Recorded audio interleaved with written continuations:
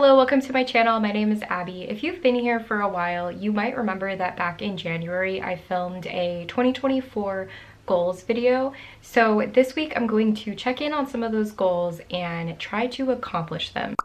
I've actually accomplished quite a few knitting goals this year already, and I'm going to film a wrap-up retro check-in at the end of this year to see how I did. But I do have a few left on my list that I haven't gotten to yet. They're not all accomplishable this week, so the ones that I can't actually check off the list, I'm just going to make progress towards them. And one of those is to finish my craft room. This is also my home office, so I've got multiple desks set up for work and for my personal computer that I built. And so I kind of have to organize my craft stuff around all of my computer stuff, but I've already started on some of the things that I wanted to do this year to make this space more functional for my crafting. So a couple things you can see behind me, I built these IKEA cabinets. These are just the Billy shelves, and I added the glass doors. And this has been huge in helping with organization and also just like showing off my knits and my yarn. I have 3 of them and they take up one wall. There's only one wall in this room where they actually work, so they're gonna stay on this wall. Another thing you can see behind me is this full-length mirror, which I also bought from IKEA. It was pretty affordable. I've wanted a full-length mirror in my craft room for a long time. They're just so useful when I'm sewing, when I'm taking pictures of my knitwear. Obviously, I still need to hang it, but I haven't decided yet where it's gonna go. I mean, I might just hang it where it's currently at, but I'm still trying to figure out the layout of this room. So that's really what I need to do next. My sewing table is a bit of a mess right now. I've got these pegboards that I want to hang, and again, I'm just waiting to figure out like how I actually want to lay things out in this room. I did move some things around, so right now I'm just kind of living with it as it is to see if this is going to be functional, and I'm leaning towards no. But I do have some other goals that I want to work on this week, and the first one is to organize my needles.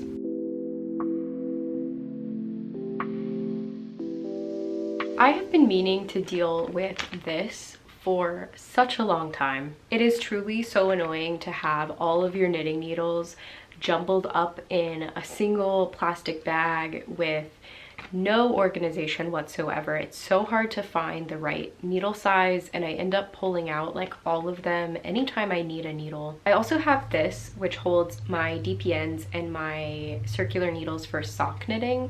This is easier to get into, but I think we can still do a lot better. So I've thought about a knitting needle organization system for a really long time.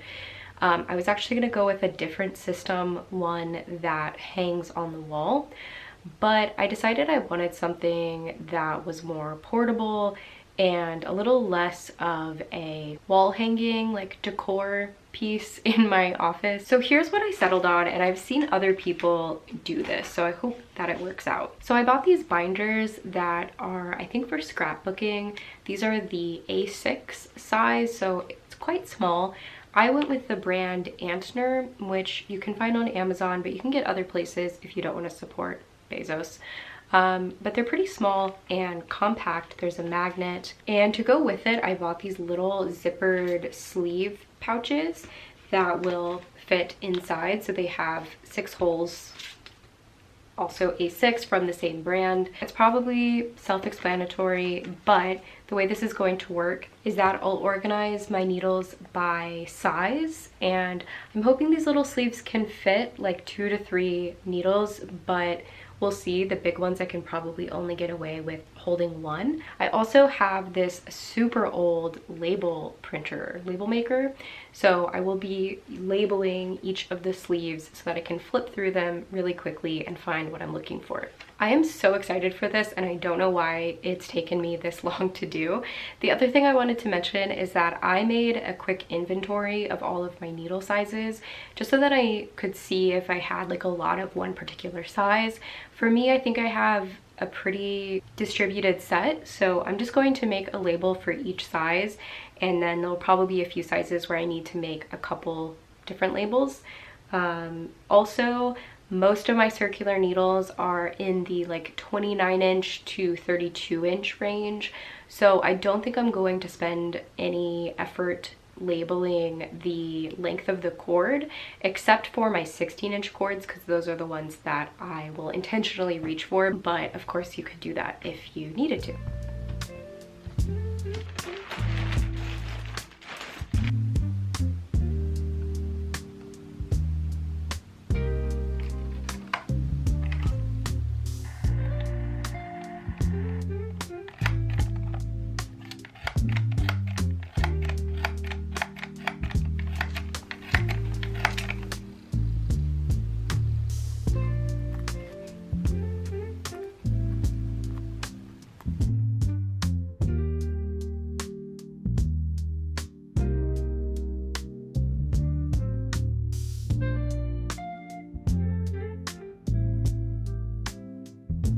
I was able to fit 0 through 5 in here, and I do have a few pouches of multiple sizes. I would say that you can probably fit about 3 needles per pouch, especially of the smaller sizes. So I probably didn't need to do those extra pouches. I have some empty ones, but yeah, overall 10 pouches, maybe 10 to 20 needles. So I'm gonna finish up the rest of my sizes.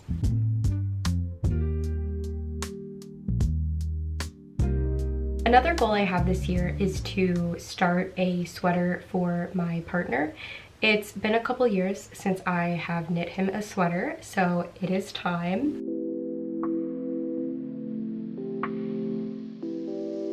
I have given it some thought, but other than some initial notes, I really don't have a whole lot at this point. Now, I made this goal specifically to start a sweater because I wasn't planning on completing a sweater this year. Now, to make this easier on myself, because we are so late in the year already, I am including starting a sweater as planning a sweater. So that's going to be finding a pattern or figuring out what I'm going to do, maybe buying the yarn, maybe doing some swatching. So I will get like started on it, but I might not actually cast it on this year. We'll see. I just don't want to rush into something and it not be right. So for the sake of not having arbitrary goals like negatively impact what I'm making, I am kind of modifying that a little bit. But I'm excited to actually sit down and type out some notes and get a better idea of what this sweater is going to look like. So like I said, I do have some thoughts and some things that my boyfriend and I have talked about. I know that I will be making a sweater either in a sport or DK weight. We want the sweater to be pretty basic, so I want to keep it to stockinette or a very simple stitch pattern. As for the construction, I am really hoping for something that is like set-in sleeve, saddle shoulder, or maybe a contiguous shoulder, but something a little bit more fitted in the shoulders and sleeves. As for the color, he mostly wears like dark neutrals, so I do want to keep it in that realm, but he doesn't tend to like navy, so I'm gonna say dark neutrals but no navy. All right, so those are some of my parameters. I'm going to move over to Ravelry and put a search together to just see if there might be a sweater pattern that fits this criteria. I know men's sweater patterns tend to be really lacking, and honestly, I have not found very many that I really like.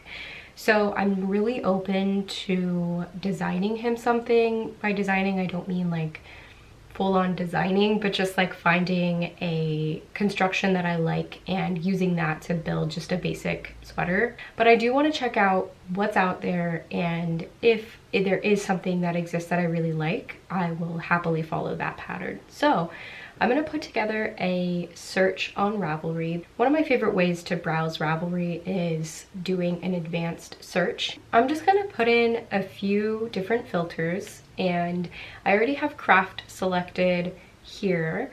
So I really like using this jump to a filter feature. You can certainly scroll down to see all of the different filters, but I really like staying up here and just opening this, and you can even just type, like start to type, and it'll pop up. So I definitely want to look for male patterns. There are a lot of overlap patterns, gender neutral, or I mean anyone can wear anything, right? But I do want to start with male specific patterns. So I'm going to type in age to get the age, size, and fit filter, and I'm going to change gender to male. I'm also going to go ahead and put in that I'm looking for positive ease, and then for age I'm just going to specify adult. So I'm going to move to the category because I want to look specifically for just pullovers. And then because I know what weight I would like, I'm going to go ahead and select DK and sport. Now I mentioned that I was looking for like set-in sleeve, saddle shoulder, contiguous sleeve or shoulder. Instead of putting in a bunch of different construction types, I'm just going to select what I don't want, and I'm not looking for a raglan sweater. So the only way that I know how to exclude something from your search is by going into the search box and typing not, and typing in whatever you want to exclude. So I'm going to type raglan. I'm also going to filter out year published. I'm going to set the year from 2010 to now because I don't want to see a bunch of like early 2000 styles. I'm looking for something more modern. Let's see, I know that I want to use only one color, so I don't want color work or stripes or that sort of thing. This is a little bit limiting because you can knit a striped sweater just as a single color, but for now I'm just going to filter it that way. And then the last thing I'm going to do is just select the language to be English. Okay, so I already have 268 matches, which does narrow our search down by a lot, but I am seeing a few fairly feminine looking styles just on the first page, like this really deep v-neck sweater. It's just not what I'm looking for. So what I'm gonna do is exclude female from the search and just see what happens.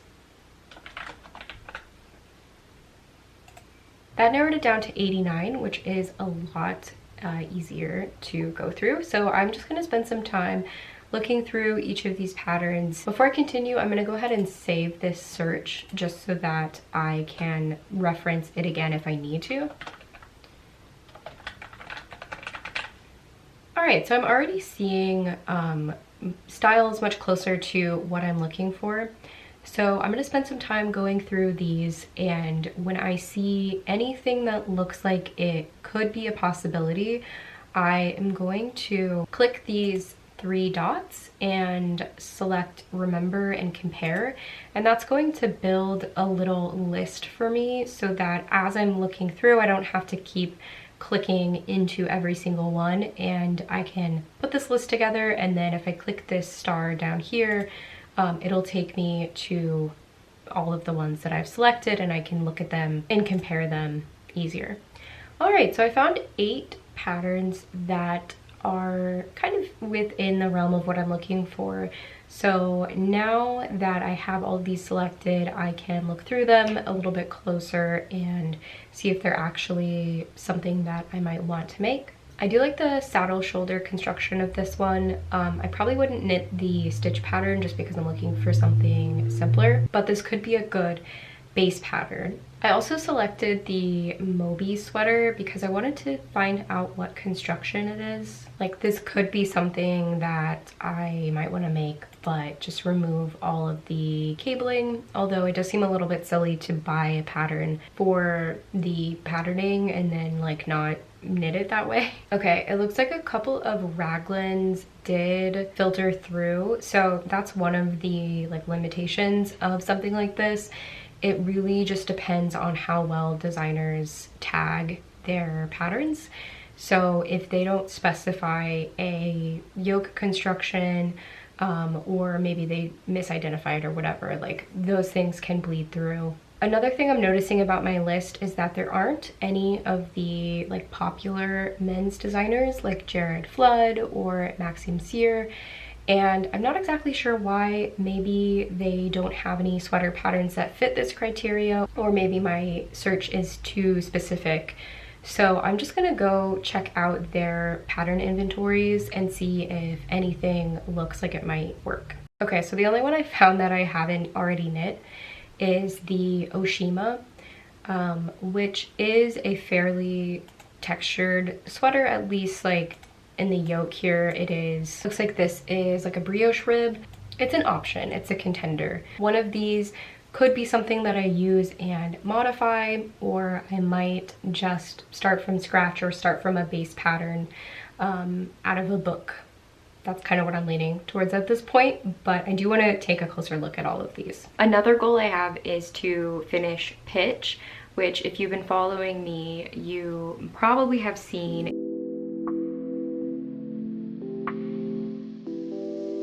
It's this giant cabled cardigan. It's a really involved project. I cast this on September of last year, so it's been over a year of being on the needles. I think I've shown the progress that I've made, but I'll recap what I've done. So I completed the entire back. It's very long, and this is arguably like one of the bigger sections. It's knit in pieces, so I've got 2 fronts, 2 sleeves, and 2 pockets left to knit. I'm knitting it out of Shelter. It's a worsted weight yarn. It's not that it's like super slow. I have to be really focused on it. You have to pay attention to the pattern, and Shelter is like, it's knit at a fairly dense gauge, and the yarn like kind of hurts my hands. And so I just have to be very dedicated.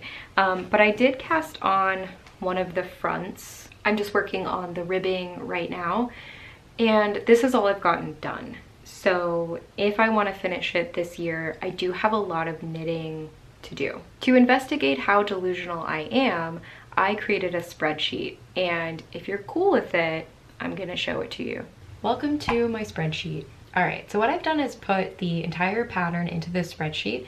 So I read through the pattern, and each instruction I noted here in column A, and I put in the number of stitches and the number of rows. Columns B and C are the like manual parts of the spreadsheet. So for most of the stitch counts, you'll likely be putting those in manually or just doing some like simple math in the spreadsheet. Same with the rows. You can put those in manually as you go through the pattern, or you can just do like some calculations, simple calculations, either based on your gauge or based on like how many repeats there are in that part of the pattern, etc. From there, you can calculate the total stitches and the running total, which also allows you to calculate the total percent that you've completed with each instruction of the pattern. So as you can see, I went through the whole pattern. So we've got the back, which I've already completed. So that put me at 33.47% complete, which I think is kind of close to what I put in Ravelry, but I'm curious what I estimated. Okay, I estimated 45%. Which actually I am a little bit further than the back because I started the left front, so I am like here, just about 36%, and I estimated 45%, so that's actually pretty close. So I've got the left front, the right front, which are going to be the same instructions, and then 2 sleeves, which again are just going to be the same, and then the 2 pockets. So in total, once I complete this sweater, I will have knit 78,109 stitches.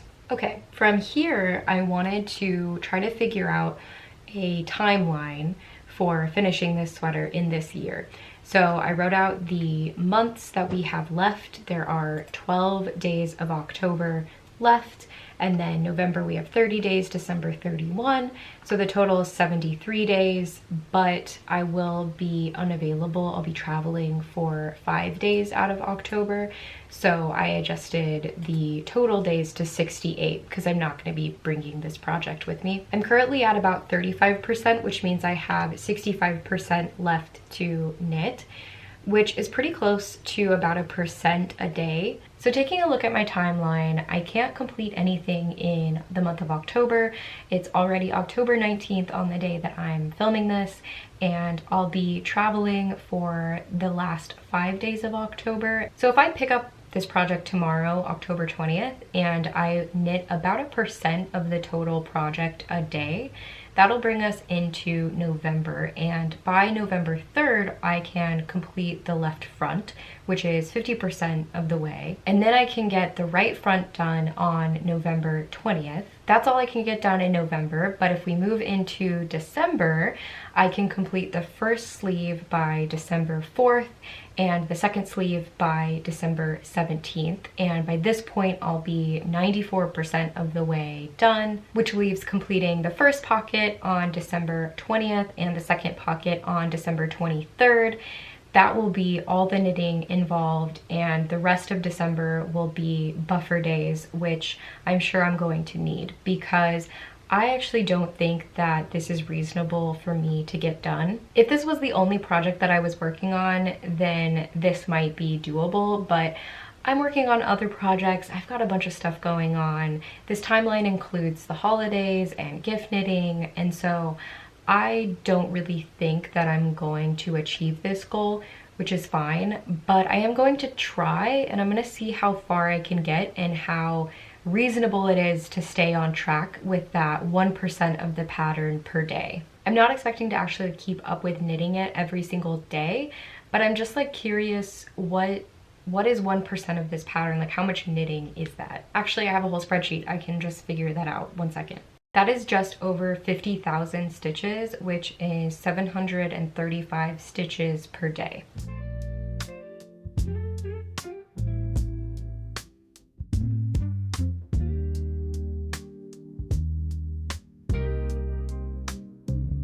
I'm starting. Wish me luck.